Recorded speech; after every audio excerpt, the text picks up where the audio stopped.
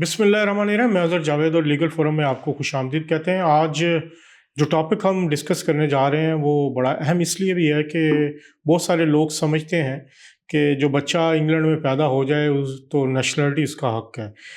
ये कब कहाँ तक सच है और इसमें झूठ कितना, और जो बच्चों के लिए ब्रिटिश नेशनलिटी के क्या रूट हो सकते हैं उस हवाले से भी बात करेंगे। तो हमारे साथ मौजूद हैं barrister Ghulam Mustafa, law and solicitor से इनका ताल्लुक़ है। एक बार फिर उनसे हम बात करते हैं। बहुत शुक्रिया बैरिस्टर सर आपका। बहुत शुक्रिया आपका जी। एक मिथ है कि जी बच्चा तो अब हमने इंग्लैंड जाके पैदा करना और नेशनलिटी भी हो जाएगी, क्या सच है ये? नहीं, ऐसी बिल्कुल बात नहीं है।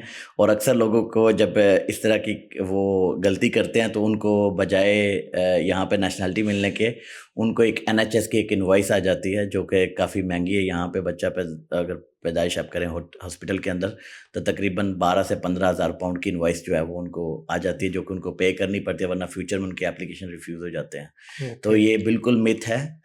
अमेरिका में बिल्कुल ऐसा है, और भी कंट्रीज़ हैं जहाँ पे ऐसा बिल्कुल बात है कि अगर बच्चा वहाँ पैदा होता है तो उस कंट्री का सिटीजन समझा जाता है। यूके में 1981 से पहले ऐसा था। उसके बाद से यूके में माँ या बाप जो है उसकी नेशनैलिटी या उसके यहाँ पे स्टेटस के मुताबिक उसका डिसाइड किया जाता है कि उसका फ्यूचर क्या होगा।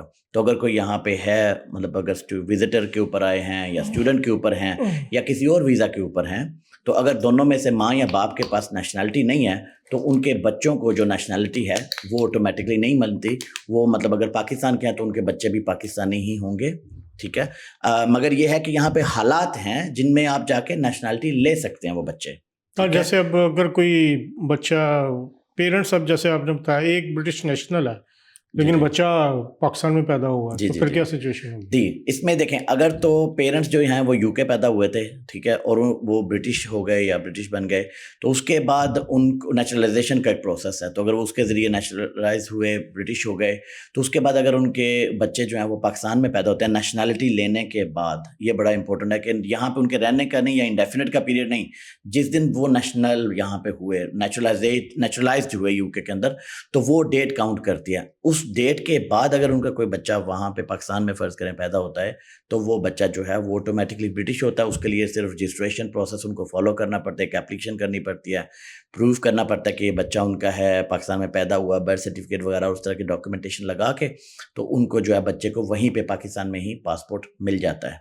तो वो एक रास्ता बिल्कुल है। लेकिन माँ का क्या बनेगा अगर माँ के पास यहाँ पे कोई वीज़ा नहीं है, कोई उसके पास स्टेटस नहीं है, मतलब वो यहाँ आई नहीं है, ही पाकिस्तान में? हाँ जी, हाँ जी। तो उसके लिए क्या? देखें, बच्चों के लिए तो नेशनलिटी आप पास ऑन कर सकते हैं, वाइफ को वो नेशनलिटी नहीं पास की जा सकती।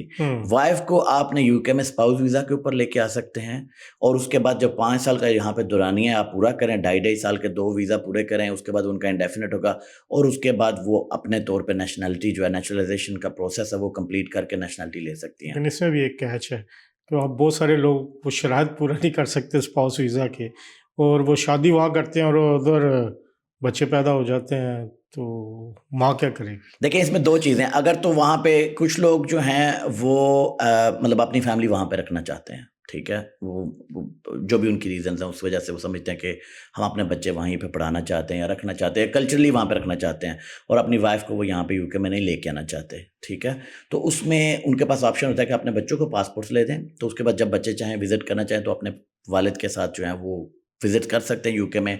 आके परमानेंटली रहना भी चाहें तो उसके लिए भी वो देखा जा सकता है। अगर जो उनकी वाइफ हैं जो पाकिस्तान में है, वो विज़िट के ऊपर अगर आना चाहें, जो कि काफ़ी मुश्किल होता है, उसकी वजह पता क्यों अज़हर? क्योंकि अब्यूज़ ऑफ प्रोसेस काफ़ी मरतबा हो चुका है माजी में, कि लोग अपनी बीवियों को विज़िट के ऊपर लेके आए, उसके बाद वापस नहीं लेके गए और यहीं पे एप्लीकेशन करने शुरू कर दिए। तो उस वजह से रिफ्यूज़ल रेट काफ़ी हाई है, मगर नो नहीं है उसके ऊपर, आप अप्लाई कर सकते हैं। तो अगर फ़र्ज़ करें वहाँ पे वाइफ है, वो स्कूल में टीचर लगी हुई हैं या किसी कॉलेज में लेक्चर लगी हैं या डॉक्टर हैं वहाँ पे, और वो कहती कि मैं अपना करियर क्यों छोड़ के जो है यूके जाऊँ, या मुझे नहीं जाना, तो मैं तो सिर्फ विज़िट करूँगी, तो बिल्कुल उनका वो अपने विज़िट का वीज़ा लेके यूके में आ सकती हैं। मगर अगर वो यूके में सेटल होने के लिए आना चाहती हैं तो सबसे बेस्ट रूट जो है उनके लिए वो स्पाउस वीज़ा का ही रूट है। रिक्वायरमेंट पूरी करें, यूके में स्पाउस वीज़ा पे आ जाएँ और आप फिर यहाँ पे रह सकते हैं। जहाँ तक रहेगी बात बच्चों की, तो जो बच्चे नेशनैलिटी लेने के बाद पैदा हुए वो तो ब्रिटिश हैं, जो बच्चे उससे पहले पैदा हुए वो उनको भी स्पाउस वीज़ा के साथ ही, माँ के साथ ही वीज़ा के अप्लाई करके उनको लेके आना पड़ेगा, वो ब्रिटिश नहीं बनते। कुछ कंट्रीज़ हैं यूरोप के अंदर, यहीं पे अक्सर कन्फ्यूजन होती है, क्योंकि मैं यूरोपियन के काफ़ी केसेस डील करता हूँ, तो लोग कहते हैं कि मेरे भाई जो हैं वो स्पेनिश नेशनल हैं, तो उनके बच्चे तो पाकिस्तान में पैदा हुए, मेरे भाई को भी नेशनलिटी मिली, उनके बच्चों को वहाँ पर पासपोर्ट मिल गए, तो ये हमारे साथ ऐसा क्यों नहीं हो सकता? उसकी वजह ये कि यूके की ये पॉलिसीज़ नहीं है। यूरोप का एक अपना पॉलिसी है, अपना इमिग्रेशन सिस्टम है, अपने कवानीन है। यूके इस तरह की पॉलिसी नहीं देता। यूके का सीधा सा कानून है कि अगर आपके पास उस दिन माँ या बाप के पास सिटीजनशिप नहीं थी, नेशनैलिटी नहीं थी, तो बच्चे ब्रिटिश नहीं होंगे, अनलेस कि बच्चे खुद यहाँ पे 10 साल पूरे करें, या यहाँ पे और बड़े मतलब रास्ते हैं जिसके ऊपर हम काफ़ी आगे जाके बात भी कर सकते हैं, और केसेस भी डील करता हूँ मैं डेली बेसिस के ऊपर, जिसमें बच्चों को नेशनलिटी मिल जाती है, माँ बाप के पास अभी शायद कोई स्टेटस ही नहीं होता। तो ये भी बड़ी मरतबा मैंने केसेस किए हैं जिसमें माँ बाप अभी तक इलीगल हैं मगर बच्चे ब्रिटिश हो चुके हैं। 7 ईयर्स वाला रूट है, 7 ईयर्स वाला रूट भी है, 10 ईयर्स वाला रूट भी है यूके के अंदर। उसके अलावा डिस्क्रेशन की बेस के ऊपर भी एप्लीकेशन आप कर सकते हैं। तो ये काफ़ी ज़्यादा नेशनलिटी जो है ना वो डिफरेंट तरीक़ों से ली जा सकती है। देखिए, nationality is not a right, it's a privilege, ठीक है, और डिस्क्रेशन की बेस के ऊपर दी जाती है। और नेशनलिटी का सबसे बड़ा एक जो चीज़ है वो ये है कि अगर आपका रिफ्यूज़ हो जाए तो आपको राइट ऑफ अपील भी नहीं मिलता। आप रिव्यू डाल सकते हैं मगर राइट ऑफ अपील भी नहीं देते। तो नेशनलिटी एप्लीकेशन करते हुए बड़ा सीरियसली आपको कंसीडर करना चाहिए। लास्ट ईयर का अगर आपको दिसंबर 2025 तक की फिगर बताऊं तो 70,000 जो नेशनलिटी के एप्लीकेशन थे वो प्रोसेस किए गए, नेशनलिटी अप्रूव की गई, मगर उसके साथ साथ 17,000 एप्लीकेशन रिफ्यूज़ भी किए उन्होंने। तो ये बिल्कुल इजी रास्ता नहीं है, इसको सीरियसली कंसिडर करना चाहिए। इसी पे ये एक क्वेश्चन फिर आपको पूछता हूँ। कोई साहब है वो पाकिस्तान गए और काफ़ी अरसे से अब पाकिस्तान में ही मुकीम है, सपोज 3-4 साल हो गए हैं, वो आए नहीं, ठीक है ब्रिटिश पासपोर्ट है उनके पास, वो डर रहे हैं आने में, क्या उनको कोई मुश्किलात हो सकती हैं या कोई उनका डर बिल्कुल बेजा है कि वो क्या प्रूफ करें, या 4-5 साल का अरसा वो क्यों रहे आउट ऑफ कंट्री? बड़ा अच्छा क्वेश्चन आपने किया, और ये मेरे से अक्सर ब्रिटिश नेशनल लोग ये पूछते हैं। देखिए, इसमें दो चीज़ें, अगर आपके पास इंडेफिनिट लीव टू रिमेन है यूके के अंदर, परमानेंट स्टे है जिसे फॉरएवर बोलते हैं कई लोग, अगर आपको वो यूके में के अंदर है तो आप सिर्फ मैक्सिमम 2 साल यूके से बाहर रह सकते हैं। ठीक है, 2 साल के अंदर अगर आप यूके में नहीं आते तो ऑटोमेटिकली लैप्स हो जाती है, ऑटोमेटिकली आपकी इंडेफिनिट लीव टू रिमेन खत्म हो जाती है, ये कानून है। अब जो नेशनैलिटी है वो डिफरेंट है। अगर आप ब्रिटिश सिटीजन हैं, आप यूके से बाहर जाके 10 साल रहें, 20 साल रहें, 50 साल रहें, आपका राइट है। मगर सिर्फ जो यहाँ पे अभी पिछले 8-10 साल में चेंजेस आई हैं वो ये आई हैं कि अगर आप परमानेंटली ब्रिटिश सिटीजन हैं और आप परमानेंटली फ़र्ज़ करें पाकिस्तान रहते हैं और आप 5-7 साल बाद 10 साल बाद यूके में सिर्फ विजिट करने के लिए आते हैं, तो शायद NHS वाले आपको फ्री में ट्रीटमेंट नहीं देंगे। उसके अलावा इमिग्रेशन वाइज तो आप एग्जम्प्ट हैं, आप पाकिस्तान में जाके 10 साल रहे हैं, और इस्लामाबाद और बड़े शहरों में काफ़ी बड़ी तादाद में ब्रिटिश सिटीजन जाके रह रहे हैं, वो वहाँ पे कारोबार कर रहे हैं, कुछ और जो उनकी भी एक्टिविटीज़ हैं वो कर रहे हैं, और 5-5 साल 10-10 साल वो नहीं आते। तो कोई सवाल, जी जिनके बच्चे जो उधर ही पैदा हुए या इधर से गए वापस मूव कर जाते हैं, ब्रिटिश सिटीजन है, वो अब यहाँ पढ़ने के लिए आना चाहते हैं हायर एजुकेशन के लिए, क्या उनको वही फैसिलिटीज़ हैं जो यहाँ के बच्चों को है, या जैसे यहाँ पे बच्चों को लोन मिल जाता है यूनिवर्सिटी में एडमिशन के लिए, मेंटेनेंस मिलती है, उसमें क्या केस है? बड़ा अच्छा क्वेश्चन आपने उठाया और बड़ा कॉम्प्लिकेटेड भी है ये।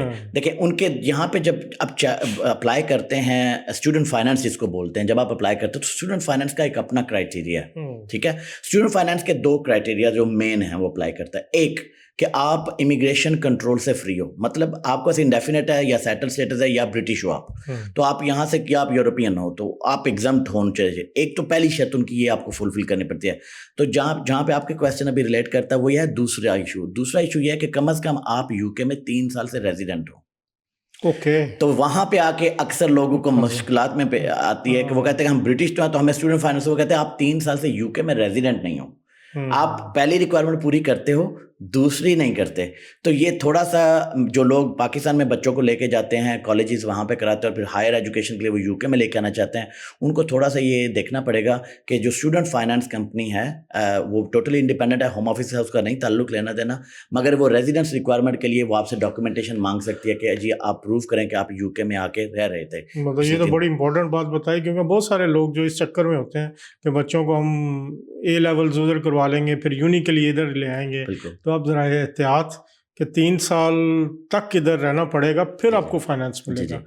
क्योंकि बहुत सारे लोग ना सर यहाँ पे राइट ऑफ अबोर्ड के जरिए भी आते हैं, मतलब वो यूके में आए ही नहीं कभी, पहली मर्तबा आए हैं और उनको डायरेक्टली यूके का राइट है यूके में आने का, और स्टूडेंट फाइनेंस के लिए भी एलिजिबल होते हैं क्योंकि वो इमिग्रेशन से तो बाहर, कंट्रोल से बाहर होते हैं उन्हें मगर जब रेजिडेंस रिक्वायरमेंट के क्वेश्चन आता है तो वो भी फंस जाते हैं।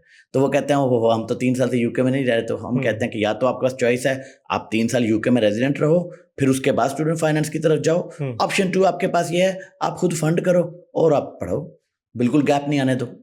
लेकिन बहुत सारों का तो एक फैसिलिटी यही होती है कि, और काफ़ी महंगा है यहाँ पे, मतलब एक कोर्स के लिए 10,000 पाउंड साल का, वो भी ब्रिटिश नेशनल के लिए। अच्छा चले, आप आखिरी सवाल एक और है कि एक केस सिनेरियो है, क्वेश्चन है एक आया, 3 बहन भाई हैं, यूके में रहते हैं, उनके वालिदैन पाकिस्तान में थे, उनका विज़िट लगा हुआ था, वो आते जाते रहते हैं। तो अभी वालिद का इंतकाल हो गया, वालदा अब आई हुई हैं, यूके में ही हैं और जुलाई तक उनके पास वीज़ा है।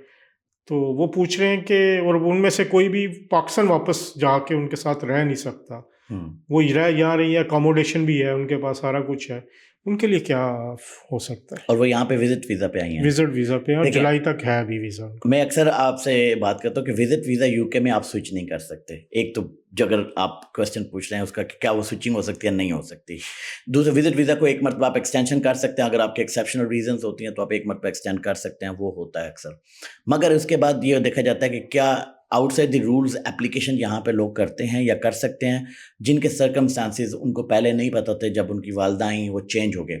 इसमें 2 हैं, एक तो बड़ा जो सबसे बड़ा फैक्टर उनको देखना पड़ेगा कि वो है कि क्या विजिट वीज़ा लेते हुए उनकी इंटेंशन ये थी कि वो विजिट करेंगे और वापस चल जाएंगे, या उनकी इंटेंशन ये थी कि वो यहाँ पे आएंगे और फिर नहीं जाएंगे। वो आती जाती रहती, अगर तो आती जाती रहती है तो उनकी इंटेंशन यही थी। अब अगर उनकी सिचुएशन पाकिस्तान के अंदर काफ़ी ज़्यादा ख़राब हो चुकी है और वो लुक आफ्टर नहीं कर सकते, इंतकाल हो गया उनका, जी, तो अगर वो लुक आफ्टर वहाँ पे नहीं कर सकते, और किसी भी तरीके से उनकी लुक आफ्टर नहीं की जा सकती, तो बजाय ओवरस्टे करने के सबसे बेस्ट पॉलिसी होती है कि अगर वो वापस नहीं जा सकती तो उनका यहाँ पे आउटसाइड द रूल्स आप एप्लीकेशन करें। ये बड़ा कॉम्प्लिकेटेड एरिया ऑफ लॉ है, आउटसाइड द रूल्स जब भी आप एप्लीकेशन करते हैं, ठीक है। तो आउटसाइड द रूल्स एप्लीकेशन के अंदर उनकी सारी जो यहाँ की लाइफ है, जो ये उनके बच्चों की लाइफ है, जो उनकी पाकिस्तान की लाइफ है, जो उनके पाकिस्तान के सर्कमस्टांसेस हैं, उनके हस्बैंड का जैसे डेथ सर्टिफिकेट है, उनकी एज कितनी है, उनको मेडिकल इश्यूज कितने हैं, तो ये सारे फैक्टर्स देखे जाते हैं।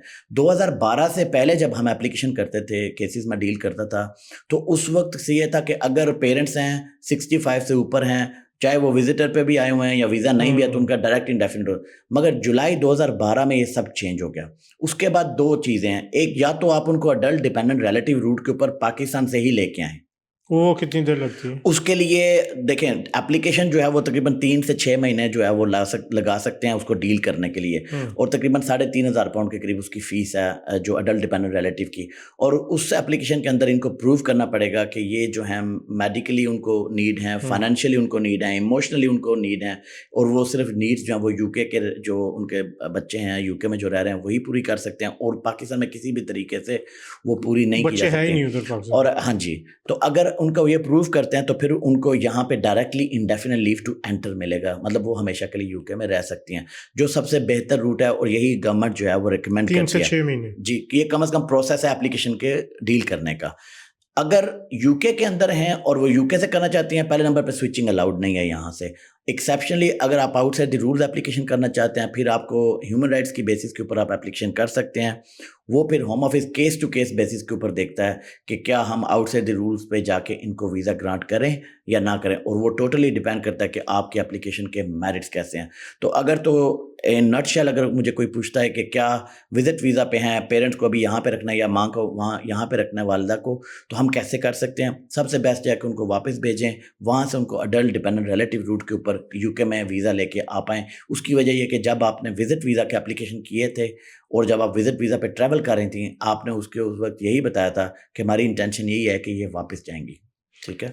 कितने % चांसेस है अगर यहाँ से आउटसाइड द रूल्स एप्लीकेशन की जाए? ये बड़ा मुश्किल क्वेश्चन है कि कितने % के ऊपर हम बात करें। उसकी वजह ये कि डिपेंड करता है कि आपकी एविडेंस कितनी स्ट्रांग है, डिपेंड करता है कि आपकी मेडिकल एविडेंस कैसी है, डिपेंड करता है कि आपके इश्यूज कौन से हैं, डिपेंड करता है कि आपको यहाँ से उन्होंने मैनेज करने की कोशिश की थी पाकिस्तान में, क्या आपने किसी रिलेटिव्स के ज़रिए, क्या आपकी एक्सटेंडेड फैमिली वहाँ पे थी। तो इसमें बहुत सारे फैक्टर हैं। एज आई सेड, ये बड़ा complicated area and not many people are expert in this area. मैं क्वाइट फ्रीक्वेंटली इसको डील करता हूँ इस तरह के केसेस को, और मेरा एक्सपीरियंस है इस चीज़ों के अंदर को डील करना। और मैं इतने क्वेश्चन जब पूछता हूँ क्लाइंट से, तो क्लाइंट्स कई मरतबा कहता है कि आप तो ऐसे पूछ रहे हैं जैसे आप भी होम ऑफिस हैं। तो मैं कहता हूँ क्योंकि मुझे पता है वो आपसे क्या एक्सपेक्ट कर रहे हैं। तो इसके लिए आप कोशिश करें, अगर वो भी एप्लीकेशन करना चाहते हैं या कोई भी इस तरह की सिचुएशन में है, कि आप किसी मुस्तनद एक्सपीरियंस्ड वकील के पास जाएं जिसके ह्यूमन राइट्स के अंदर एक्सपर्टीज हों, क्योंकि ये काफ़ी आउटसाइड द रूल्स कोई भी एप्लीकेशन अगर करना हो, अगर आप ओवर स्टे रहे हैं यूके के अंदर, या आपका इलीगल पीरियड है, या आप गलती से इलीगल हो गए हैं, या कुछ भी ऐसा है, तो ये सारे normally application outside the rules होते हैं। और आउटसाइड द रूल्स के लिए बेहतर है कि आप उन लोगों के पास जाएं, उन एक्सपर्ट्स के पास जाएं जिनका इसके अंदर कम से कम कोई 8-10 साल का एक्सपीरियंस हो, जो नॉलेज भी रखते हो और एक्सपीरियंस भी रखते हो। अगर रिफ्यूज़ हो जाए तो पाकिस्तान वापस जान के एप्लीकेशन कर सकते हैं? देखिए, बिल्कुल आप कर सकते हैं, और रिफ्यूज़ल होने से पहले भी वो जा सकते हैं, विथड्रॉ भी कर सकते हैं। कई मरतबा लोग विथड्रॉ करके चले जाते हैं। और अगर रिफ्यूज़ हो तो नॉर्मली आपको राइट ऑफ अपील मिलता है, तो फिर आप कोर्ट में जा सकते हैं, और कोर्ट में जाकर फिर अपना केस जज के सामने बयान करें। और अगर जज साहब जो हैं वो मान जाते हैं कि वाकई आपके केस में जो है वो आउटसाइड द रूल्स, आपको क्राइटेरिया एक्सेप्शनली आपको मिलना चाहिए, तो फिर वो आपको अपील जो है अलाउ कर देते हैं। और अगर अपील जो है वो होम ऑफिस चैलेंज नहीं करे, तो फिर वो आपको 2.5 साल का एक वीज़ा लगा के भेजता है, जो कि अक्सर देखने में आया।